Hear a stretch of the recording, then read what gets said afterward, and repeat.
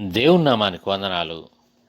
Doctor తెరెసపాల్ గారు రాసిన శాశ్వత సత్యము పుస్తకము నుండి మీరు వింటూ ఉన్నారు. యేసు చేసిన అద్భుతాలు. 4వదిగా 5,000 మందికి భోజనము పెట్టుట. మత్తయి సువార్త 14వ అధ్యాయం.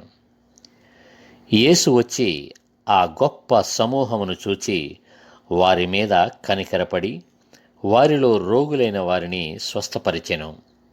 సాయంకాలమైనప్పుడు శిష్యులు ఆయన వద్దకు వచ్చి, ఇది అరణ్య ప్రదేశము, ఇప్పటికే ప్రొద్దుపోయెను. ఈ జనులు గ్రామములోనికి వెళ్ళి భోజన పదార్థములు కొనుక్కొనుటకై వారిని పంపివేయమని చెప్పిరి. యేసు, వారు వెళ్ళనక్కరలేదు, మీరే వారికి భోజనము పెట్టుడి అని వారితో చెప్పెను.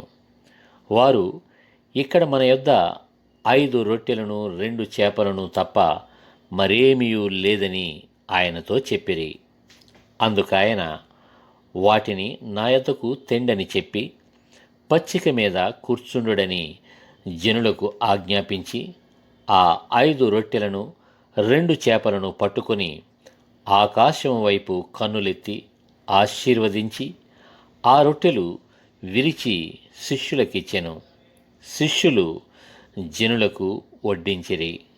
వారందరూ తిని తృప్తి పొందిన తరువాత మిగిలిన ముక్కలు 12 గంపల నిండా ఎత్తిరి. స్త్రీలను పిల్లలను గాక తినిన వారు ఇంచుమించు 5,000 మంది పురుషులు. ఎంత గొప్ప అద్భుతం!